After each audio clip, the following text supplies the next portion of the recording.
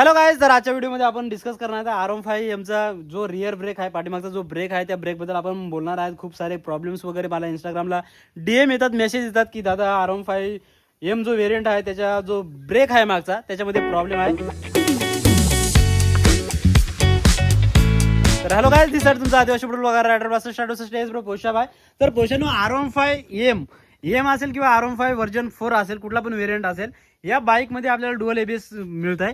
तर आता ABS म्हणजे काय, तर बघा, जेव्हा तुम्ही कॉर्नरिंग वगैरे करत असता किंवा नॉर्मल राईड करत असता आणि जेव्हा तुम्ही ब्रेक अप्लाय करता तेव्हा टायर जो स्किड होतो त्या टायरला स्किड होण्यापासून ABS आपल्याला वाचवत असतं. आणि R15 मध्ये डुअल ABS, पुढे पण आपल्याला ABS मिळतो, मागं पण आपल्याला ABS मिळतो. आता बघा, प्रॉब्लेम हा आहे की जेव्हा आपण हा ब्रेक प्रेस केल्यानंतर एक नॉईज येतो. म्हणजे जेव्हा तुम्ही ट्रॅफिकमध्ये जेव्हा तुम्ही राईड करता आणि सडनली तुमच्यासमोर कोणी जर येत असेल तेव्हा कळत नकळत आपल्याकडून हा जोरामध्ये ब्रेक प्रेस केला जातो. आणि प्रेस जितक्या लवकर, म्हणजे जितक्या वेगाने तुम्ही करता तितक्या वेगाने खालून हा आपल्याला पंप करतो. आणि खूप साऱ्या लोकांना हा जो प्रॉब्लेम आहे हा फेस करावा लागला असेल.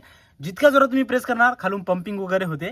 तर मित्रांनो, हा बाईकचा प्रॉब्लेम नाही, हा ABSचा मित्रांनो प्रॉब्लेम आहे. R15 मध्ये काय, आपल्याला दोन्ही डुअल ABS मिळतात आणि ABSचं काम हेच आहे की स्किड होण्यापासून आपल्याला वाचवतं. जेव्हा तुम्ही नॉर्मल बाईकमध्ये अर्जंट ब्रेक मारता तेव्हा टायर लॉक होतो, टायर लॉक झाल्यानंतर तो स्किड होतो. पण R15 मध्ये R15 असेल, कुठली पण बाईक असेल ज्याच्यामध्ये डुअल ABS आहे, तर त्या बाईकमध्ये जेव्हा तुम्ही ब्रेक प्रेस करता तेव्हा टायर स्किड होत नाही, कारण तिथं आपल्याला डुअल ABS मिळतं.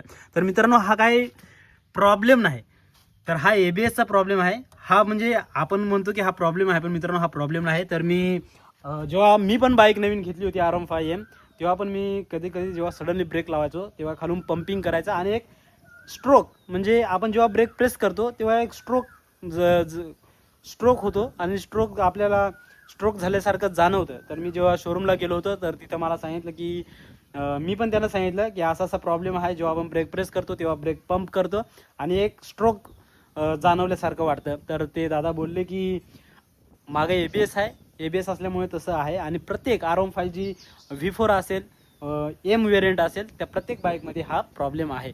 तर मित्रांनो, तुम्हाला हा व्हिडिओ कसा वाटला मला कमेंट करून सांगा. अजून R15 M असेल, कुठली पण V4 असेल, त्याच्या संदर्भात काय तुम्हाला जर इन्क्वायरी असेल तर डेफिनेटली मला DM करा, डेफिनेटली उत्तर देण्याचा प्रयत्न करेल. इथपर्यंत व्हिडिओ बघितला असेल तर एक लाईक करा, शेअर करा, सबस्क्राईब करा. भेटूया अशाच अमेझिंग व्हिडिओमध्ये. तोपर्यंत धन्यवाद, tata bye, see you soon.